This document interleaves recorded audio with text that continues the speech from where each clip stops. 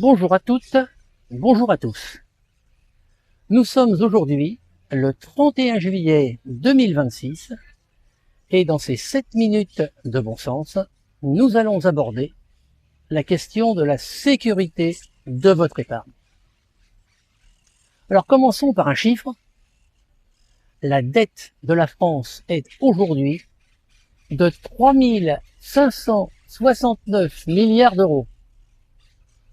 Ouais, vous entendez les perroquets au-dessus de... dans le palmier au-dessus, là, ils sont effarés du montant de cette dette. Alors, il faut savoir que comment ça fonctionne, hein. Ce chiffre, c'est bien en soi, mais ça suffit pas. Il faut un petit peu comprendre ce qu'il y a derrière ce chiffre. Un organe officiel s'appelle l'Agence France Trésor, l'AFT. C'est l'organisme qui gère les emprunts de la France, la dette de la France, et elle qui émet les obligations, qui rembourse. Justement, en parlant de remboursement, comment ça se passe pratiquement? Lorsqu'un emprunt arrive à échéance, hein, on emprunte pour 3 ans par exemple, au bout des 3 ans, la France émet, donc la FT, émet un nouvel emprunt du même montant pour rembourser celui qui arrive à échéance. Ça s'appelle de la cavalerie. Mais l'État peut se le permettre, alors qu'aucune entreprise ne peut faire ça sans être pénalement sanctionnée. Mais c'est comme ça que ça fonctionne. Alors, fin juin, c'est-à-dire il y a quasiment un mois, hein, fin juin de cette année, nous avons eu 2 rapports à 3 jours d'intervalle, un premier de la Cour des comptes et un de l'OCDE, qui se sont penchés sur la France et sur la situation de la dette de la France.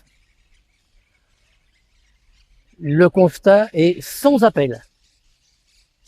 En ce qui concerne le rapport de la Cour des comptes, je vous cite une phrase, il y a de tête 122-124 pages de ce rapport.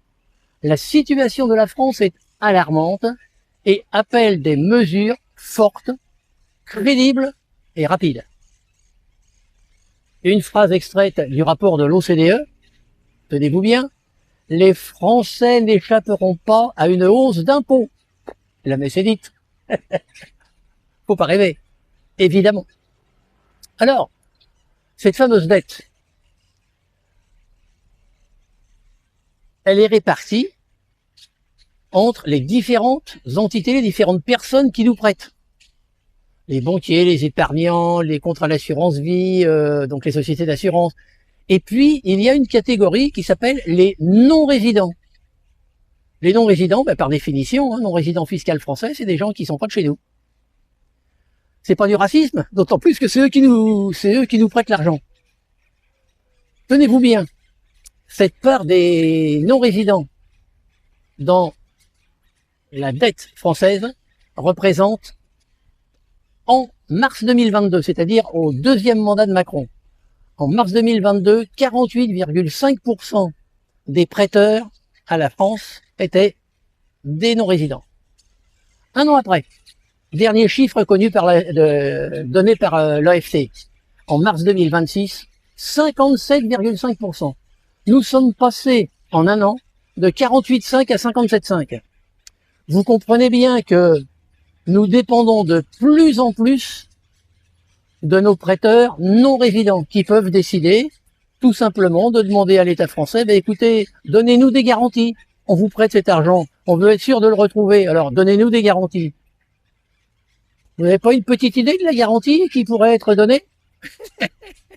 Nos comptes bancaires, moi j'en ai plus il y a très longtemps, hein. Les contrats d'assurance vie, bien évidemment.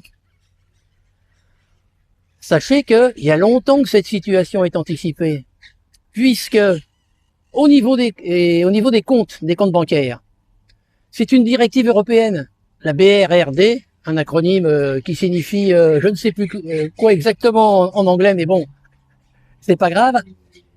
C'est prévu dans les textes, et en ce qui concerne l'assurance, c'est un texte français, la loi Sapin, qui a modifié le code des assurances. Ça veut dire que, à tout instant, nos comptes peuvent être bloqués. Les contrats d'assurance vie peuvent être bloqués. Alors, vous allez me dire, mais non Hubert, tu oublies de parler de la garantie. D'ailleurs, tous les ans, la banque nous envoie un beau document nous rappelant que nous sommes garantis jusqu'à 100 000 euros. Et puis en ce qui concerne l'assurance, bah c'est la garantie 70 000 euros. Ne soyez pas naïfs, ça n'est pas possible. Il suffit de regarder la structure de cette garantie. Je vous invite à aller regarder sur mon site, j'ai longuement écrit là-dessus, évidemment source à l'appui. Ça n'est pas possible. Ces garanties sont totalement illusoires, absolument totalement illusoires. Ça veut dire que, devant ce péril de se faire kidnapper notre argent, compte bancaire et contre l'assurance vie, y a-t-il des solutions? Ah oui, bien sûr, à chaque problème, toujours des solutions. Je vous l'aborde très rapidement. Si vous voulez en savoir plus, je vous invite à consulter, vous avez le lien en bas de la vidéo, consultez non seulement le site, mais surtout le guide de survie qui vous explique pas à pas, source à l'appui, ce qu'il en est exactement, donc, et surtout ce qu'il faut faire et comment le faire. Donc la solution elle est très simple. 1. Débancarisez-vous, videz vos comptes bancaires, liquidez tous les comptes que vous avez, les comptes d'épargne, PEL, CEL, tous ces trucs-là, tous les produits financiers, liquidez-les, rendez-les liquides. Et en ce qui concerne l'assurance vie, si ce n'est déjà fait depuis le temps que je vous le recommande, clôturez ces contrats d'assurance vie. Et puis, avec tout ça, eh bien, achetez des métaux précieux. C'est tout pour aujourd'hui. Je vous invite à nous retrouver à la rentrée pour cette nouvelle minute de bon sens sur un autre sujet. D'ici là, prenez grand soin de vous, de votre corps, de votre esprit. Je vous aime et vous salue.